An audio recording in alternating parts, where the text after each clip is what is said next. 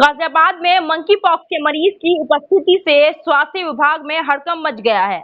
जहां एक तरफ गाजियाबाद के एक निजी अस्पताल में बिहार से कान का इलाज कराने आई एक बच्ची के शरीर पर मंकी पॉक्स जैसे दिखने वाले दाने होने के चलते एक भ्रम की स्थिति पैदा हो गई है, जिसके बाद निजी अस्पताल के डॉक्टर ने इसकी सूचना स्वास्थ्य विभाग गाजियाबाद को दी। स्वास्थ्य विभाग ने बाहर से इलाज कराने आई मासूम बच्ची के मंकी पॉक्स के सैंपल लेकर पुणे भेजा। हालांकि स्वास्थ्य विभाग ने जब बच्ची के परिजनों से पूछा तो उन्होंने बताया कि मासूम बच्ची के भाई को भी यही एलर्जी की बीमारी थी और वह भी कुछ दिन पहले ही ठीक हुआ है। वहीं इन दिनों भाई बहन को ही आम खाने का शौक है और ना ही अभी ये किसी एक महीने के अंदर विदेश यात्रा पर गए हैं और ना ही किसी विदेशी यात्रा के संपर्क में आए हैं। ऐसे में स्वास्थ्य विभाग ने परिवार को क्या करें क्या ना करें स्थिति में अवगत कराया है और कुछ दिन एहतियातन तौर पर आइसोलेशन में रखने के लिए बच्ची के लिए दिशा निर्देश जारी कर दिए गए। हालांकि मॉन्कीपॉक्स की अभी पुष्टि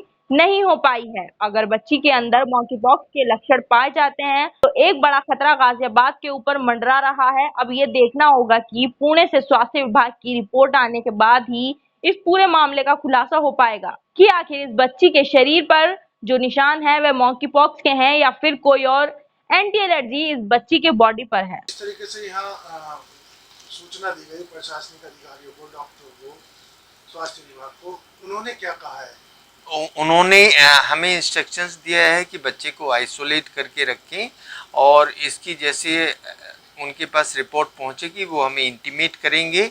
पर उनके अंदाजा से ये कोई वायरल इन्फेक्शन है या आम वगैरह बच्चों ने खाने की कोई हिस्ट्री दी है, उसके केमिकल से कोई रिएक्शन है, पर अभी वो इस चीज़ को कंफर्म नहीं कर पाए हैं कि मंकी पॉक्स है। कब तक कंफर्म हो जाएगा? ये जब पुणे से उनकी रिपोर्ट आ जाएगी। सर, एक पेशेंट बच्चा आया है जिसपे मंकी पॉक्स होने का अंदेशा आपने जताया, क्या है पूरा मामला? ये बच्चा मेरे पास पटना से आया है। ये कान का इलाज लेने के लिए बच्चा आया था, तो उसके पूरे बदन पे हमने जब वो स्पॉट देखे तो हमने उनसे पूछा कि क्या इस तरह के स्पॉट उनके पूरे शरीर में हैं, तो उन्होंने बताया पूरे शरीर में है। क्योंकि फीमेल बच्ची है, हम एग्जामिन तो नहीं कर पाए, लेकिन हाथ पैर चेहरे वाले हम देख पा रहे थे। और उसके साथ साथ हिस्ट्री में ये मिला कि 4 बच्चे परिवार में और भी है जिनको इस तरह के लीजन है। लेकिन कोई हमें ट्रेवल हिस्ट्री नहीं मिल पाई है, पर फिर भी हमें लग रहा था कि ये पॉक्स का लीजन हो सकता है और उस पर सुपर एडिड इन्फेक्शन है जिसको इम्पेटिगो बोलते हैं। हमने यहाँ सीएमओ टीम को इंटीमेट किया, उन्होंने अपना सर्विलेंस टीम हमारे पास भेजा और वो टीम जो आई उसने सारा अपना सैंपल वगैरह लिया। सैंपल लेने के बाद उसको एनआईवी पुणे भेजा गया और हम लोगों को ये इंस्ट्रक्शंस दी गई हैं कि बच्चे को आइसोलेट करके रख लीजिए जब तक हम आपको उसकी क्लियरेंस नहीं देते हैं। इस तरीके से पहले कोरोना फैला, अब ये मंकी पॉक्स का एक मामला लग रहा है कि अंदेशा है कि ये मंकी पॉक्स हो सकता है, तो उसके बाद कैसे एहतियात अस्पताल में मरीजों के साथ रखे जाएंगे? इसमें वो जैसे स्मॉल पॉक्स होता था, चिकन पॉक्स होता था, ये पॉक्स फैमिली का ही इन्फेक्शन है। उनको आइसोलेट करना है। बेसिकली ये एक तरह की वायरल इलनेस होती है, ये अपने आप अपनी बॉडी से हीलिंग होता है, इम्यूनिटी से हीलिंग होता है।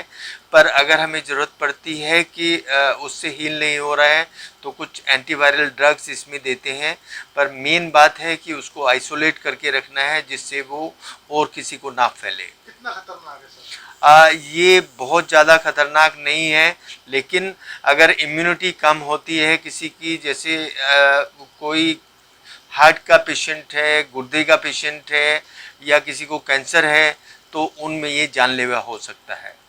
सर, कुछ और लोगों को जागरूक करने के लिए बात कर सकते हैं? इसमें अगर कोई इस तरह का लीजन किसी बच्चे में या किसी आदमी में देखते हैं तो वो इमीडिएटली अपने आसपास के फिजिशियन को या तो बताएं और या वो फिर डायरेक्टली सीएमओ ऑफिस को भी फ़ोन कर सकते हैं, क्योंकि ये बीमारी बाहर कंट्रीज में फैल रही है। हमारे कंट्री में आए तो हमें इमीडिएटली उसका पता लग जाना चाहिए, जिससे उसका ट्रीटमेंट देके आइसोलेट करके हम अपने पेशेंट को ठीक